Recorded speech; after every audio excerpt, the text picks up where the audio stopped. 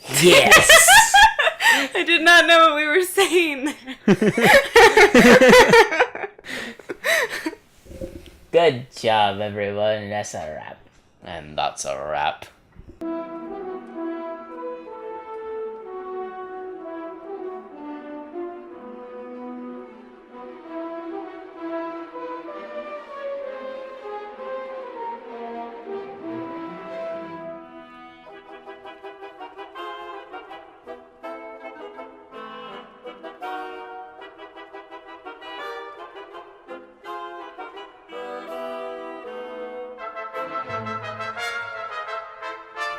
Hello and welcome to a special edition of CP to the Second Degree. This is episode 12, and as you can tell, we're set up a little differently because we have a special guest with us today. But before we get to her introduction, I, as always, am Clayton Presson, joined, as always and forever, by my Bratronus, Corbin Presson. Hey, what's going on? Don't lean into the mic like that. Just talk. You dork. Introduce us to our special guest. Our special guest is Clayton's sister-in-law, Rachel Presson. Hello. Better known as my wife. I'm the wife. In case you were unaware, based on her sweater and mine, and Clayton's clever reference, today's topic of the show is not what you thought it was going to be if you listened to episode 11. Oh, yeah.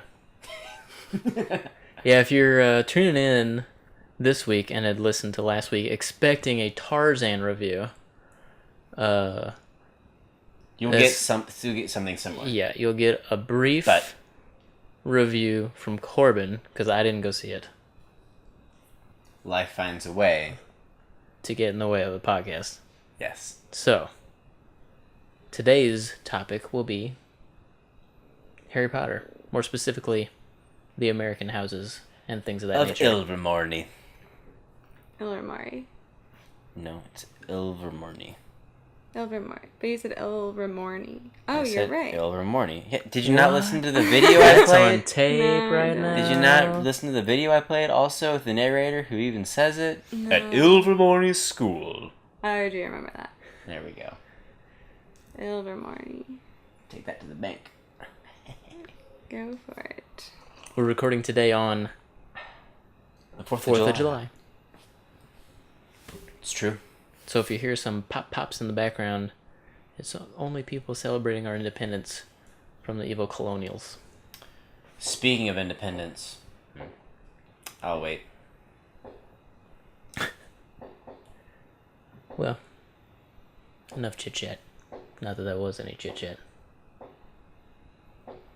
Not gonna do the whole Oh, how are you doing today, Corbin? Well, you also are supposed to go through like us and blah blah blah blah blah. I will. Oh, okay. But I always do that after the chit-chat, and we weren't really chit-chatting, so I was getting ready to move on. Oh, I'm doing really well. I'm doing very well. I worked today, and I worked tomorrow, and the day after, and the day after, and then the day after. Good for you. My wife starts her preceptorship tomorrow. Oh, dang. How long does that last? 2 weeks and then school. Oh, dang. Back to med school. I invested wisely. Can I hear that? I think so. It looks like they did. They heard it. They heard it. They totes heard it. Cool. Alright. If you missed last week, we discussed The Flash. Season 2 specifically, but it was more of a general discussion and turned into where we will think and where we hope the show will go. True.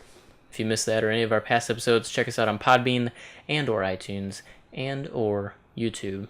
Be sure to like, subscribe, comment, and please leave a review on the iTunes. Please. We beg every week. Now, let's get right into it. Crack open the interwebs. Grab all the grains of salt. News and rumors. News and rumors this week is going to start off a little arrow heavy, and I know that's nothing anyone wants to hear. Me especially. I don't need to know anything about this show, but continue. Alright, well, over the past week or so, Stephen Amell has been asked a lot about what Flashpoint is going to do for Arrow Season 5. Stephen Amell initially said Flashpoint could affect the Arrow. Yeah. He then changed it and said it most definitely will change the Arrow. He has now said he has no idea. What? Yeah, he says it could, it couldn't. I don't know. So somebody gave him a gag order, probably. Yeah, that, or he's also saying that things that he has said in jest at panels are being taken too seriously. Okay. Oliver and Felicity are getting back together, in case you're thinking that was one of the things that needed to be fixed on the show. And for those who didn't know, in Season 4, they did break up. Yeah, I had no idea, because I didn't finish the season. Yep. When Stephen Amell was asked by fans on his official Facebook page on whether or not he would still like to see Nightwing on the show, his response was, and quoting, "You know, I feel like I'm good with Roy Harper. Let's get Roy Harper back." Okay. Which I'd be okay with. Yeah. Roy Harper was underutilized as Arsenal. We saw more of him as a character, more of his growth leading up to him being Arsenal than we ever got anything of him being Arsenal, if that makes sense. It does. Attack on Titan Season 2 is set to premiere in the spring of 2017. Thank goodness. Which is very good news, because we've all been waiting in Well, great anticipation. And last we heard, it was postponed inevitably. Well, because the author of the manga wanted... You need to be 3 to 5 story arcs ahead. Exactly, and he was waiting because for it. animes get pumped out a lot quicker than mangas. Yeah, mangas. But he was wanting there to be... It's manga. I say manga. But it's manga. But I say manga. You can say manga, but it's manga. Tomato, tomato. No. I say tomato. But the people that I know that have read the manga, they said that they're a little disappointed with where they're starting off with the anime because they think that the manga hasn't completed enough story to make an interesting second season. But I've not read the manga, so I don't really know. So maybe not as fast-paced or action-packed for Season 2. Yeah. That'd be disappointing. And it's probably important to note that the spring 2017 is going to be subbed, and we have to wait even longer for dubbed, if I were to assume. It doesn't take as long nowadays, though. I know, I'm just... You gotta think Sword Art Online 2, it was like almost immediately after it was done airing in Japan, it was started airing here. So. I mean, I guess that's true. I'm just saying that, like, I prefer dubbed. So for me, although I'm excited that spring 2017 is the release Season 2, I'm going to probably have to wait till, like, fall of 2017. I originally watched it in subbed, so I probably will do that again. I watched it in subbed, and I'll watch it in subbed again. Fireworks. Cameras have officially begun rolling on Thor Ragnarok today in Queensland, Australia. July 4th? Queensland. Mm-hmm. They would do that. Start filming in Queensland on July 4th. The day of our independence. I mean, most of the actors are not American, so... No, it's clearly a jab at America. It's Marvel Studios. Why would they jab at America? Clearly a jab at America. I really think that you're making something out of nothing right now, and that it's not that way. It's a jab at America. You're right. It is a jab at America. Told you. And fake you, we trusted. Past tense. Tite Kubo's Bleach manga, that started back in 2001, will publish its final entry this fall. 15 years and over 73 volumes worth of story. I didn't realize the manga was still going. Neither did I. Because the show's over. Isn't it? I don't really know what's going on with the show. They quit airing it on Toonami, so... I don't know. Yeah, I'm not sure. I never really got into that manga. Or really mini. You mean that anime? I enjoyed the anime. Oh, okay. So you read manga regularly, do you? If you had let me finish, I was going to say I never really got into that manga, or most mangas, for that matter. So... The Full Metal manga was the only one that I ever actually kind of read. And that was even... Did you read the 2 volumes that I own? I said un poquito. Yeah, I did. No shame. That's all I read. Prefer to watch it. Season 1, because in the end, I'm going to watch the anime anyways, right? And the animes are always very close to the mangas. So why would I want to watch it? Sometimes. Yeah, but either way, like, why would I want to see it again? Anyways, okay. Season 1 of Daredevil finally comes to Blu-ray October 3rd. Oh, man. That's pretty cool stuff. If you say so. I can watch it It's anytime on I want on Netflix. Well, I mean, for those who like to collect things, it's cool to have on the shelf.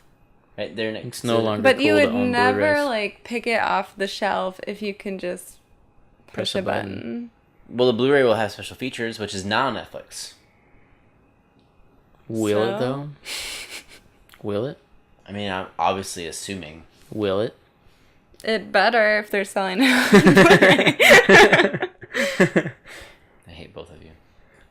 Pacific Rim 2 is set to be released February 23rd, 2018. Scott Eastwood has entered early negotiations to star alongside Star Wars Awakens' John Boyega, who will be playing the son of the late Idris Elba's character. And we're just now meeting him? That's what I was thinking, because the whole thing with the first Pacific Rim was he kind of like adopted that Asian girl. Because there, like, was nothing. He, like, didn't have a family. Right. Or at least that was the insinuation. So maybe it was his estranged father and the estranged son. Well, to him. Oh.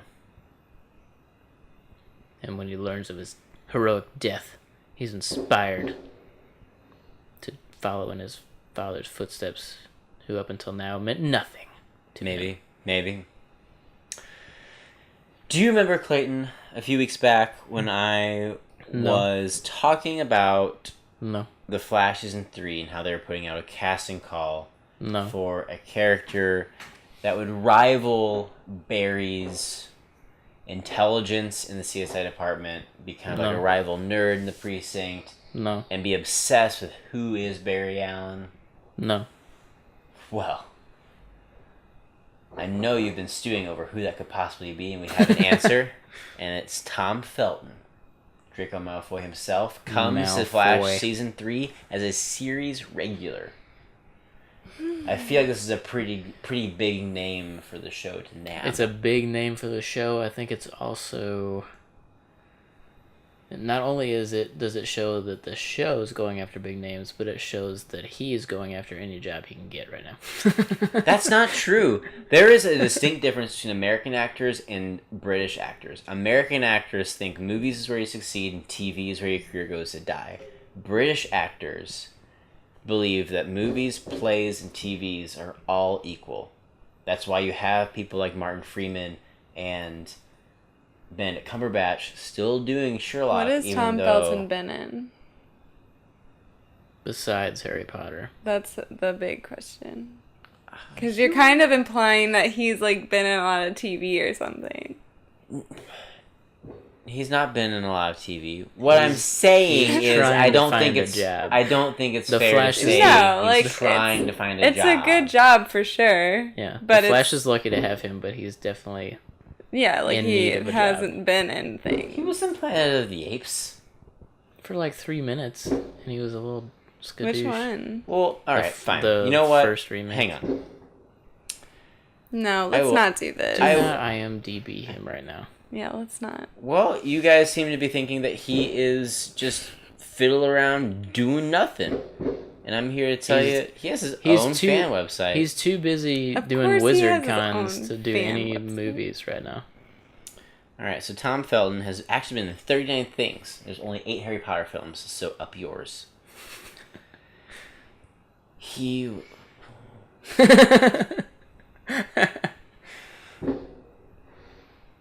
I have not heard of a single one of those. Okay, so next up. He's a great actor. But he's not like...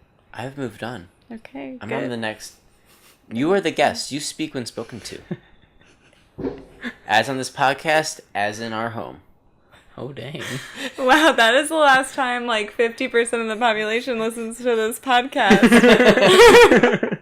51%, actually. Yeah, 51%. Concept artist Ian McCaig, who worked on Force Awakens and the prequels, says, the Han Solo movie has by far the best Star Wars script and one of the best scripts, period, that I have ever read. Oh, my goodness. He recently revealed after being asked about how the movie is shaping up, quoting, I laughed, I cried, at all the things you should do when reading a good script. You're in for a treat. He cried? He said he cried. For At what? a prequel? He cried at Han Solo. It's a prequel. Yeah. We know how the story ends. Maybe he cried. What could possibly maybe he happen? cried realizing that he dies. Spoilers. You grow to an old man and die at the hands of your son. I'm gonna cry. I don't I'm know. reading this I about your... cry. Nah. I'm still not on board with this movie. Yeah, neither am I. Next up is... Clayton, why don't you do the honors of revealing Constantine? Oh. Yes. So... We've been talking about this for a long I've time. been talking about it for a Probably long time. episode 1 almost. We did talk about it on episode 1, and then almost every other episode, I think, we bring it up.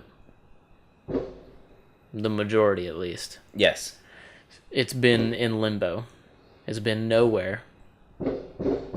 And it is now surfaced. You can watch it on the CW. What's their service called? CW Seed. CW Seed. And it's a free service. Right. So go watch the entire season 1 on CW Seed. That also leads me to believe that maybe those rumors about CW trying to get a Constantine show going weren't merely rumors, and they were true, and not the fact that they are the ones that can show it Right. means they have rights in some capacity. And maybe they're just waiting like, what did we talk about last week? Hannibal. Yes, Hannibal's waiting for their rights to expire so they can start actively looking Right. to They had to finish wait, the they had show. to wait 4 years after the final Right. episode. So 4, maybe maybe this 2, is the maybe 2 first years. step towards waiting for the same situation to resolve behind the scenes so that Constantine can return to the screen. Let's hope. That would be cool, especially since obviously those who are in charge of the CW have definitely changed their tune. Back when The Flash first started and they kind of were thinking about doing Legends, they said they didn't want to have... didn't want to be the superhero TV channel, right? Yeah. But they jumped all over Supergirl the moment it became available, and all they keep doing is expanding their superhero lineup. They had the Vixen mini series, which was a cartoon on CW Seed, and then the actress who voiced her, was in 2 episodes of The Arrow season 4 as Vixen. They just And cast now- a new person. And right? now we have Vixen in Legends of Tomorrow, and it's a different actress because it's her in the future. So they are very much about expanding this DC brand they have on the CW, and I think that Constantine is different enough of a brand, but still in the same lineage, that they would be all about it. Well, I would think they've had massive success With in Supernatural. CW standards with their superhero stuff, and as you said, massive success in CW standards with Supernatural. Mix those two things together. Are you gonna have a super massive success? Probably. Most definitely. I think there's a special kind of person that watches CW and would appreciate the Constantine show, unlike those who normally watch NBC on a Friday night. What even plays? Grimm? I think Grimm's on Thursdays. It used to be on Fridays. Grim. Machinabel will be releasing a Transformers miniseries called Combiner Wars. The look is G1 and Peter Cullen is voicing Optimus Prime. The first episode of a 4-part digital motion comic Prelude is on their page, and I highly recommend you hitting the jump and checking it out because it's pretty cool. Hitting the what jump? jumping over to Machinima's YouTube page. Watching there. Hitting the jump. I got you. So usually when you say that, there's something to actually hit and go. And there's not. I already hit that earlier. You're hitting... Oh my goodness gracious. When you say hit the jump, you're usually talking about a link that's prominently displayed right below where it says hit the jump. Hit the jump. I'm not inserting anything on that. Well, I can dream. And your phone just made, like, probably quake noises on the microphone. Probably. So pick it up and don't put it back down again. Move on. Well, Is that the last of your notes? For news and rumors, we're going to get into the two things that we saw over the weekend. Ironically enough, it's actually not ironic, the dope of the week this week is still Ronald Emmerich, because I saw Independence Day 2 this weekend. Yeah. And We don't... Dope of the week isn't necessarily going to happen every week, but so you're saying you saw Independence Day and it was I saw Independence Day 2 this worthy weekend. of bringing back Dope of the Week It was worthy. for him being And here's Dope of the Week 2 times in a row. Here's why. So you remember the first time we did Dope of the Week with Ronald Emmerich, it was because he said, I was watching Man of Steel, and as they were crashing through the buildings, I thought, this looks familiar to me. And I remember thinking back at Steven Spielberg saying that my movie, Independence Day, will be the most mimicked film for the next 20 years. And I realized he was right. That made him the Dope of the Week the first week. Yeah. Here's why he's Dope of the Week for the second week. One, his movie was trash. It was terrible. Terribly paced, terribly edited, terribly acted. The whole thing was stupid. But here's the kicker. The premise of the movie is the Hive comes back 20 years later to take down the Earth. Before they arrive, this very strange giant sphere arrives. And Jeff Goldblum is saying, this is not their tech, this is totally different, this is another alien race, do not attack. But the World Council says, knock it out of the sky, it's alien, kill it. And they knock it out of the sky. And Jeff was like, that was stupid. He goes to the moon to investigate the wreckage, and as he's investigating the wreckage, the Hive appears. So it becomes this thing of like Jeff trying to get this tech to Area 51 to research it, see what it is, while the Hive is unleashing hell upon the Earth. Come to find out, it's this very... it's a race of aliens that transcended their physical forms and created virtual bodies for themselves. And this race has been the only race of aliens that have ever stood up against the Hive. And the Hive queen, or one of the queens, is after this ship to destroy it because she's scared of it, even though this ship is the last one of its kind. So even though like this alien race was a threat to the Hive pretty much like extinguished them, but it still fears this one little orb. Mm-hmm. Come to find out, this one little orb, what it does is it arrives at planets that the Hive is getting ready to take out and tries to collect as many of them as possible and takes them to a refugee planet where it's teaching them how to build technology to defeat the Hive. So there is a planet out there with just a hodgepodge of alien races, and they're all building technology to defeat the Hive. Now, the Queen is attacking Earth, right? And then obviously the humans win. The humans' tenacity for survival impressed this machine so much that the machine said, I want you to lead the resistance against the Hive. The movie ends with them realizing that that's what the alien race wants them to do, and they go, we're going to take the fight to them. And it ends. So Ronald Emmerich is Dope of the Week because he set up a third Independence Day movie. Wow. I saw Area 51. What? It's in New Mexico, right? Mm-hmm. Because when I was flying over New Mexico, over the desert, I saw it. Did you see the saucers? I didn't see the saucers. It's dead. Is it dead? Mm-hmm. For sure. Yeah. Are we just doing voices now, then? I guess so. We could still like put it up as like a... As like a teaser. How is it dead already? They don't last very long. No, and we used it a lot earlier. That's true. It was on for an hour. I looked at the time when we got out. It can be a news and rumors. Yeah. We can do that. And then we can link the podcast in the description if they want to listen to the topic of the show. Sounds good. So it was a terrible movie, and they... Wait, So when I was flying over New Mexico, there were these, like, lines, like, in the sand, like, man-made, like, trenches, kind of. And, like, there's, like, nothing around. And then they were, like, leading to, like, this big compound thing. And I was like, that's Area 51. I don't think that you would be flying in a civilian aircraft over Area 51, Rachel. Don't ask me why we did it. Yeah. You don't know.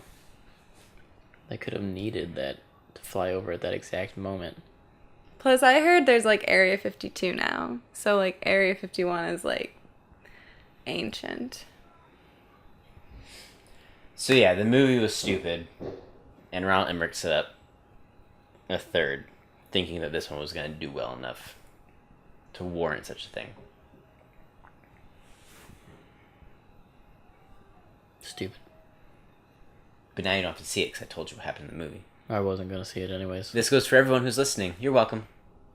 Spoilers. Hopefully they would have, like, known not to see it, like, by the trailer or Speaking common sense. Speaking of things of what not to see, Rachel and I saw Tarzan this weekend. You owe me. I don't owe you. I bought you dinner. I paid for your ticket. They are going at it with those fireworks. Yeah, those must be some nice ones. So Tarzan was a waste of time. It was poorly paced. It just dragged on and on. All of the acting was terrible except for Tarzan. Margot Robbie, I don't know how she's only an actress because she's pretty. I firmly believe it because she's only good in Wolf on Wall Street.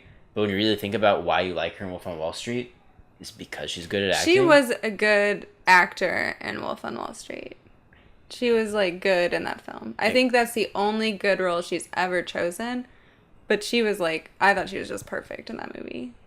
I guess in her defense, she had Martin Scorsese as her director. But the story of Tarzan, of, like, how he became Tarzan, was told in flashbacks. And that was frustrating because it was, like, some of the more interesting parts of the movie. It was kind of like... It was like, this is what you could have seen if I did it well. Right. But he just, like... It was like a little tease. The most...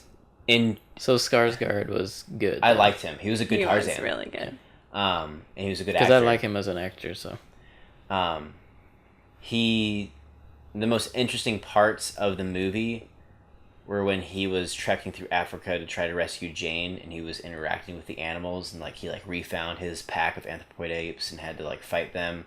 My only gripe is that he had to, whenever they found the pack, he told Samuel Jackson, who was traveling with him, like, don't, whatever you do, like, don't shoot, like, stand behind, like, my brother is going to think of me as a deserter, he's going to fight me for dominance, and no matter what happens, like, don't intervene.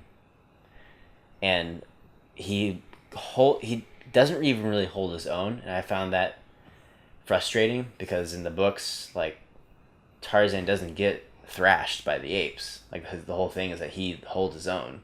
Well, I mean, he did in the beginning. He almost died, had his jugular ripped out, and was barely nursed back to health when he first kind of started to break into, like, trying to be a equal. Yeah. This is after he's, like, become equal, though. But he has been away. But he's been away for a while, right? So. But that's true, too. And I thought he did, like, hold his own for a while. Like, he was definitely, like, more agile than the ape. Yeah. But, like, that was the coolest things. Like, he ran into a couple of lions that Jane was like, oh, he's known them since they were cubs. And, like, that was a cool moment. He runs into Turk. And it's very, very brief where he's with an elephant. It's, like, a herd of elephants. And he's like, oh, that's my old friend. And, like, he, like... Turk goes immediately up to him and he touches the trunk and then they walk away. So there's a lot of there's also a flashback with the old pack of anthropoid apes and they're fighting off, like, the jaguar. So, like, there's a lot of, like, imagery and things for those who understand who Tarzan is and where he came from. Mm-hmm. But it wasn't enough. So it was like they gave you, for those who are fans of Tarzan, they gave you these little moments and say, here you go, fan. But they didn't give you the movie that you as a fan wanted. Right. which was frustrating. Christoph Waltz had a very flat performance. It had a good political message. It had a lot to do with slavery and things, and it was like from that standpoint, it was kind of like black market hunting and big game hunting. But it wasn't an interesting plot. Like, it didn't make a whole lot of sense for, I don't know. It's like the MacGuffin of the story is this tribe leader owns land with diamonds, and Christoph Waltz, as a liaison for King Leopold, wants to get those diamonds so that they can be rich, and they'll use the people as slave trade, and they'll like rule all of Africa and then expand over the world. Mm-hmm. That tribe leader says, "I will give you all the diamonds you want. Bring me Tarzan," because we find out later that Tarzan killed his only son, who was his heir to the tribe. So that's kind of like the MacGuffin of like Christoph Waltz is getting involved and kind of luring Tarzan to Africa. And come to find out, through the flashbacks, Tarzan killed his son because his son killed Nala. So there's a lot of cool moments, and as I'm saying it, on concept, it sounds cool. It just didn't translate well. It didn't translate well.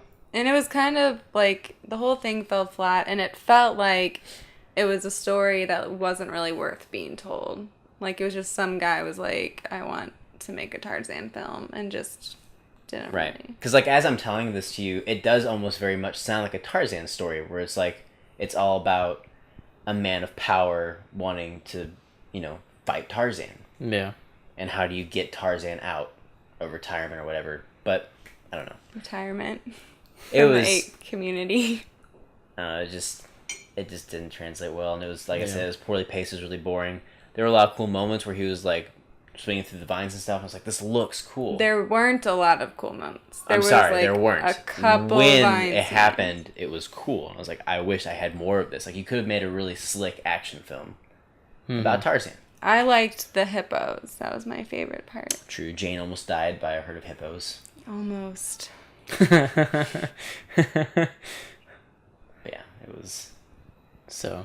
It was terrible. The apes were regular apes, right? They actually... I will say the anthropoid apes were done a little bit better than the previews convey. They are bigger, they are more fierce, and they make a point in the movie to say, I think Samuel Jackson says apes, and the Africans that are with Tarzan say, those are not apes.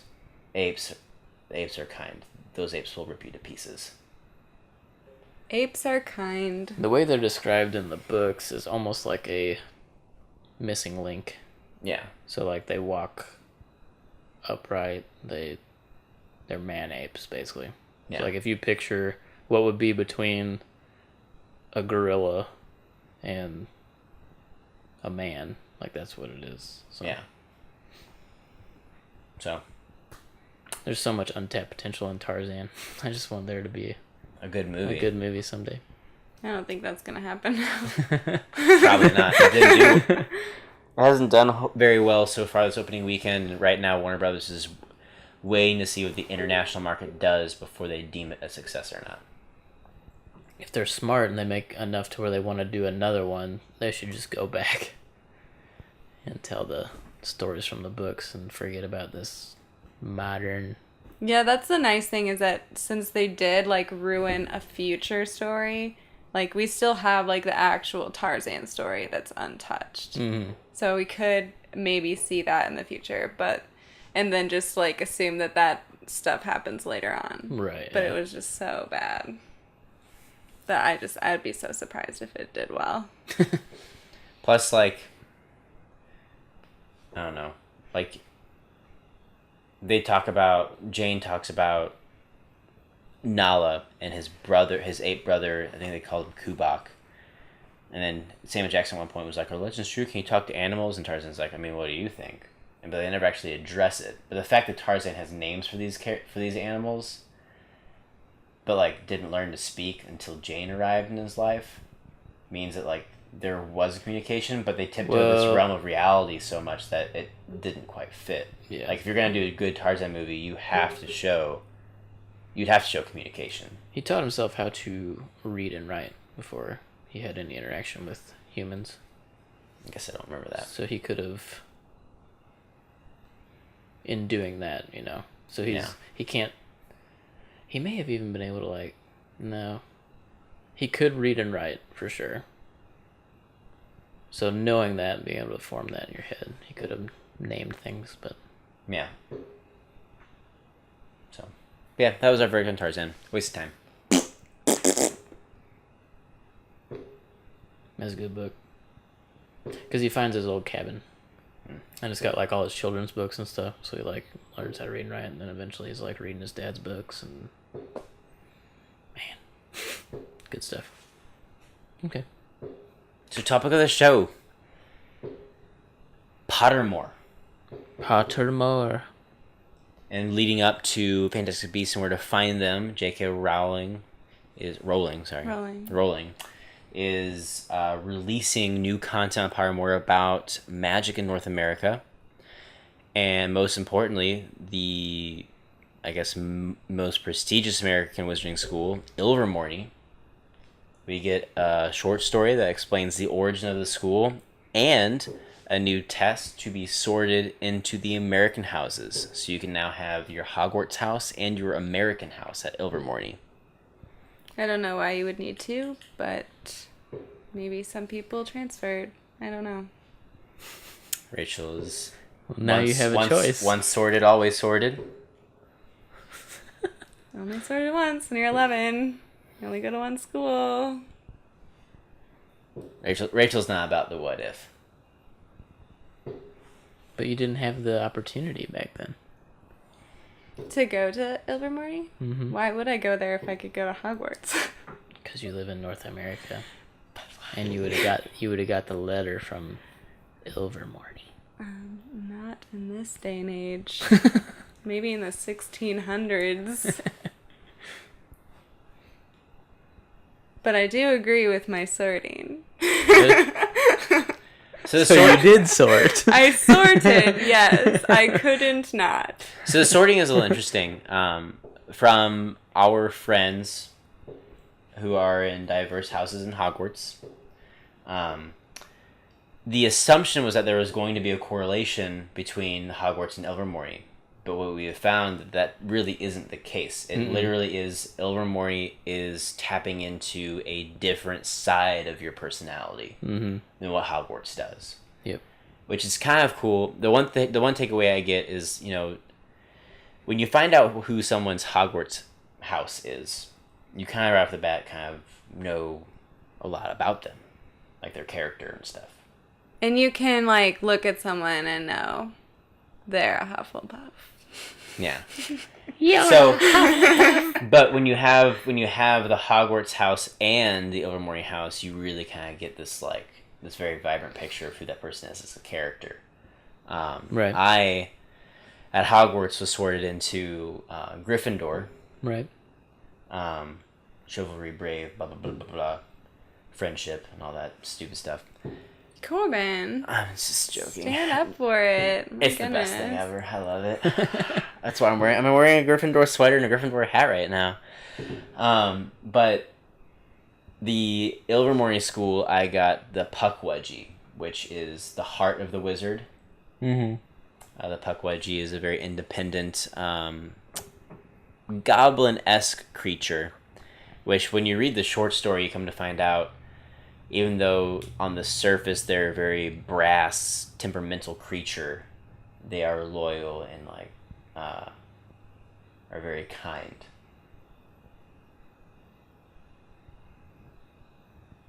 Made me think of a goblin house elf combination. Yeah.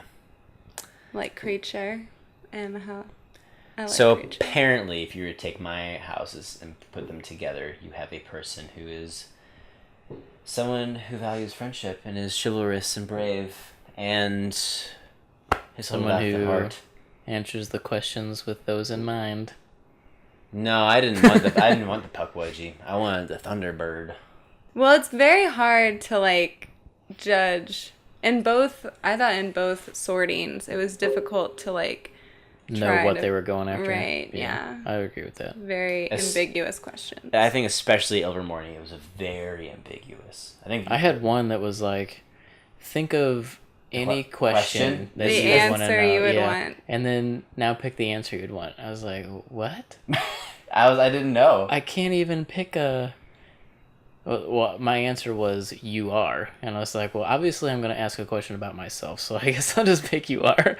That was my thinking. I didn't think of a question. I just thought of, like, an answer that I would want to, like, essentially Right, a yeah, question I'd ask. So how I I picked, got it. like, I will show you everything is the answer I picked for that one. Without a doubt was the one that I chose. That is the one question that everyone seemed to get on that quiz.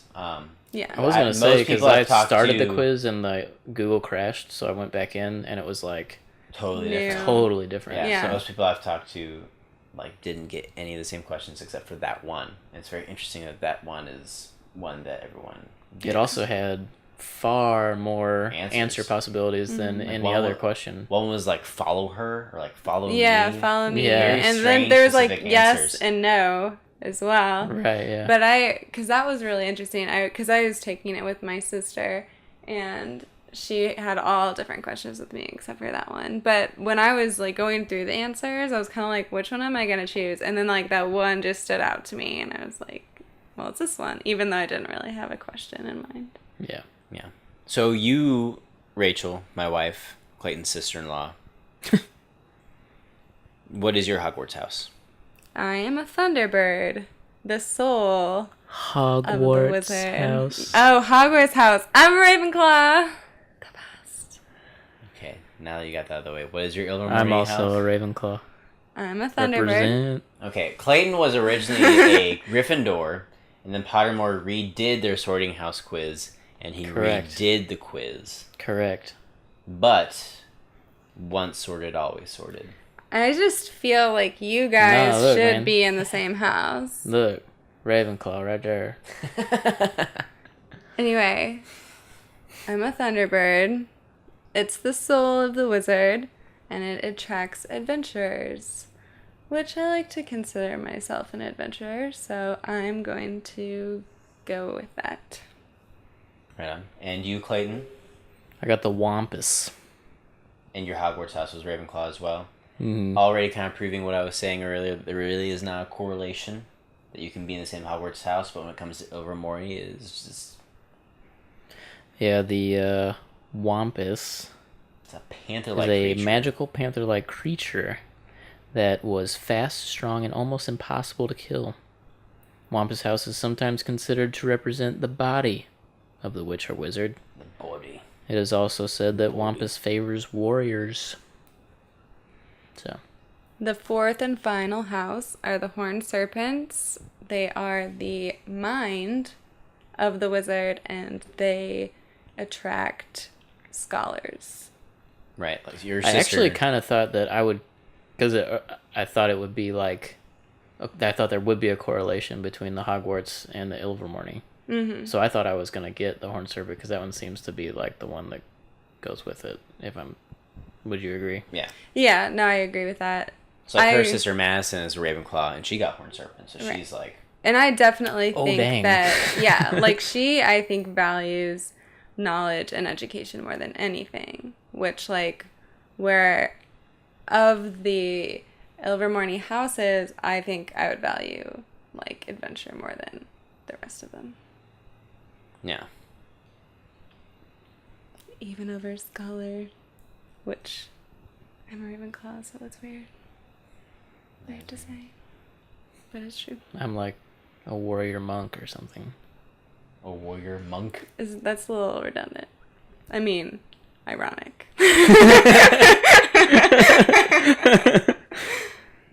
So with the new sorting system came the short story, which is the genesis of the Ilvermorny school. One of the cool things about this short story that I didn't quite understand until you gave me the context was really understanding the Slytherin lineage and the Gaunt family. The Gaunt family. If you wanted to speak about that briefly. Yes. The Gaunt family, as Potterheads, or as Corbin calls them, Potterfiles. pedophiles. No, Potter- my goodness. Potter. Pedophiles. Potterfiles. Potterfiles. Really? Stop saying pedos. Potter. Pedophile? I mean, Potterfiles?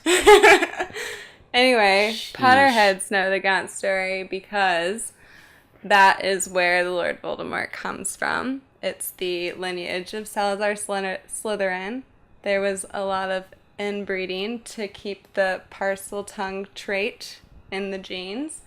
And, I almost said Corbin. The Lord Voldemort's mother was purebred in the Gaunt family, who was severely abused by her father, Morvolo, and so was afraid to use magic. Everyone thought she was a squib. She married a muggle, which made everyone really mad.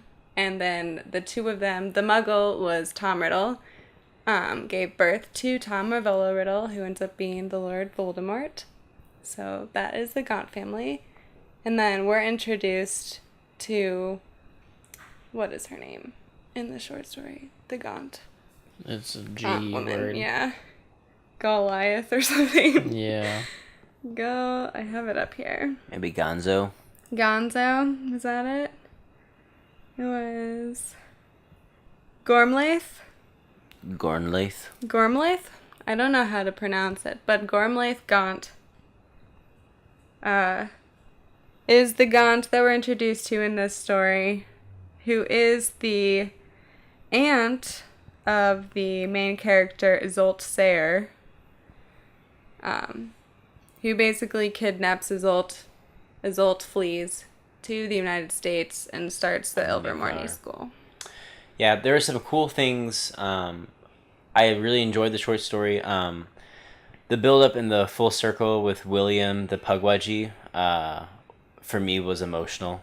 I thought that was a very good ending. Yeah, I cried at the end. The way that they do things differently, I found really intriguing. Their sorting ceremony is really cool.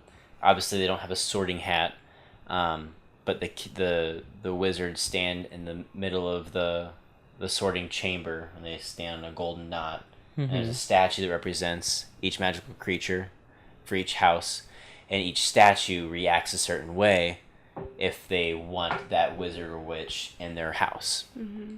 Something else I thought was really cool was the wand rule. Well, let's talk more about the sorting, because you can be sorted into more than one house. True. And then you choose which house, and very seldomly you are sorted into all four, which would be the dream. That's if true. You are in a It actually seems like that's way more common than the Hogwarts, though. They said once every 10 years, and it seems like Hogwarts, it never happens, at least from what I understand. Well, it's like the sorting hat, kind of had that little back and forth with Harry. Mm-hmm. But, the sorting hat in the end decides. Yeah. So, it's not like it Whereas can be like... this way, it's like they all kind of fight for... Yeah. So And that I know entity. of, the sorting hat has never been like, hey, which one do you want? Because I can't decide. So, but... Yeah. But what I was saying was something that I found intriguing, and that you pointed out when we were reading the short story, was, the way that things are done in Europe. Hogwarts. The young witch or wizard goes to Ollivanders to get their wand before attending school. Well, at Ilvermorny, you don't even get your wand until you are admitted and sorted in the school. And very similar to Hogwarts, you're not allowed to practice witchcraft and wizardry until the age of 17. Mm-hmm. Once you graduate from Hogwarts. Right. It's forbidden to practice outside the school, but you still have your wand and everything. Mm-hmm. Where Ilvermorny is the same way, but their system is your wand stays at the school at all times. So when you go home on vacation for summer or whatever, you leave your wand behind. I thought that was I think that was kind of cool, that your wand is only there until you graduate. Yeah. Very interesting. What's most unusual, though, about Ilvermorny is that they have a Muggle headmaster. True, but you were talking about on the way down how Rowling always tries to increase diversity in her books. Yeah, they did a study in Italy that showed that kids who grew up reading Harry Potter ended up accepting diversity more than kids who did not. And that's something that Rowling really tries to include into her stories. So it doesn't really surprise me that she would make like the wizards are minorities, but they definitely, a lot of them look down on muggles. So to make one like the headmaster of a school is definitely like right up her alley to do. So it's pretty cool. Yeah. Do you have any thoughts, Clayton? The only main thought I have is I thought it was a little ridiculous that the robes are made from... They're blue and red? Blue and cranberry. Blue and cranberry. And the cranberry is because His cranberry his favorite pie was cranberry. I was like, are you serious? I loved that. That's cute and funny. I absolutely loved But that. that's Rowling's sense of That's humor. like, yeah, that's her humor is like that. Like, because I didn't like that. Wizards are very quirky and like pretty much everything. So it's just like right up the story's alley to like do something silly like that. And I just the robes really are blue enjoyed it. because Isolde always wanted to be Ravenclaw, and cranberry is a secondary color because James' favorite pie is cranberry. Yeah, that was so cute. But that's another difference from Hogwarts, right? Like, not every house doesn't get their own like robes. It's just Right, yeah. the school attire. Yeah, we don't even really know if like each house has a color. And we know that, I was kind of scrolling through before we started the podcast some of the other history notes of the like Magic North America. There is some to be seen, like they're going to talk about the use of a wand originated in Europe to make more complex and precise spells easier, but the Native Americans had to figure out how to do that without wands. So it's very hard to do, but it can be done. And I think as we lead up to the movie, she's going to slowly keep releasing more and more information on how things are done in North America. And I really want to see more on how like the Native Americans do things. I think that's very intriguing. That's one thing I wish there was more of in this little background. There's almost nothing. Yeah, it's really just the beginning of the girl. school. Yeah. Which I was kind of expecting. I think that she'll release more information about that because she's definitely talked about doing stuff with Native Americans. So, and she didn't here very much. So I'm sure that will be coming. Yeah. Yeah. So I'm intrigued about that. Most definitely. I'm sure she's been thinking about this for a long time. Yeah. It'll be interesting to see after Fantastic Beasts. Rachel and I were kind of talking about this. If she's going to maybe release more books, or if maybe she just kind of really fell in love with the idea of doing screenplays that will just kind of get more canon through the films. Because now that I've seen some stuff in Ilvermorny, I'm kind of like... It's probably easier and there's more money in it. Yeah, I was like, I would like to see more of Ilvermorny, but Rachel would rather see more books in Ilvermorny. It'll be interesting to see what happens. Well, I'm sure they would do movies eventually if they started with books. Yeah. Well, it's kind of, you and I talked about this before. I find it very intriguing that, like, the Harry Potter films are movies based on the books, right?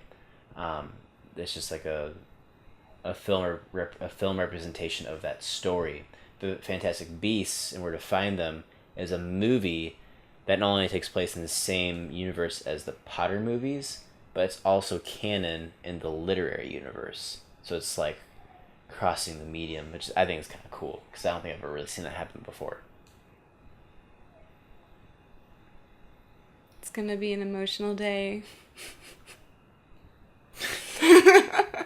Which, our friend Ryan, if he's listening, had also reached out and said he wanted to be a guest speaker when we do the Fantastic Beasts review. So that's on you. We can't have like a crap ton of people on the podcast. That's on you, bud, to make sure you can get here, because it'll be the Monday or Tuesday after that opening weekend. So if you want to be a guest speaker, you're gonna have you have to come visit.